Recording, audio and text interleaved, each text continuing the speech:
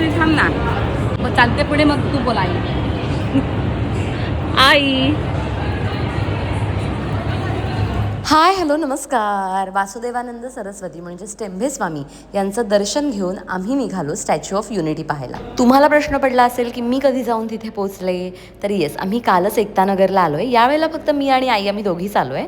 आणि आता इथली काही काही छान छान ठिकाणं आम्ही पाहतो. इथलं सगळ्यात फेमस असणारं स्टॅच्यू ऑफ युनिटी. सगळ्यात आधी आई मला हे ठिकाण पाहायला घेऊन गेली. पार्किंगपासून आतमध्ये त्यांच्या बसेस असतात आणि त्याचे काहीही चार्जेस नाही आहेत.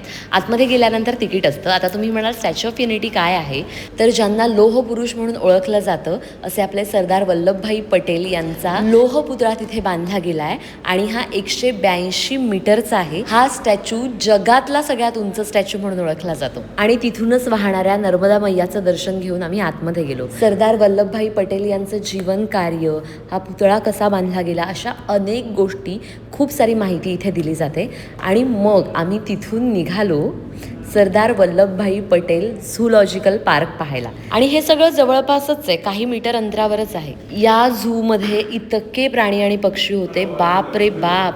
आफ्रिकन बिल्ली, व्हाईट चिता, व्हाईट टायगर आणि जंगलाचा राजा सिंह असा ऐटीत झोपला होता. आणि कमालीचं दृश्य होतं आमच्यासाठी. मोराने असा पिसारा फुलवून थुई थुई डान्स केला. मग आम्ही अशी वेगळ्या प्रजातीची बदकं पाहिली, गोरीला पाहिला. आणि हे सगळं बघून आम्हाला इतकी भूक लागली की आधी पेटपूजा करून घेतली. आणि इथे स्टॅच्यू ऑफ युनिटीच्या 500 ऑटो किंबहुना त्यापेक्षा जास्त ऑटोज आहेत आणि त्या फक्त महिला चालवतात.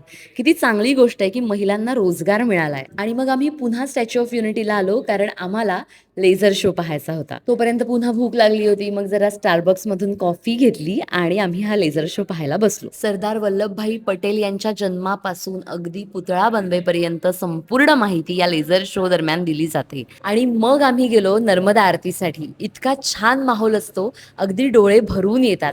आणि तिथेच फाउंटन शो सुद्धा असतो. यामध्ये शिवतांडव स्तोत्र दाखवतात. आणि त्याच दिवशी रात्री आम्ही केली नर्मदा परिक्रमा. तो व्लॉग लवकरच येईल, तोपर्यंत स्टे ट्यून गाईज.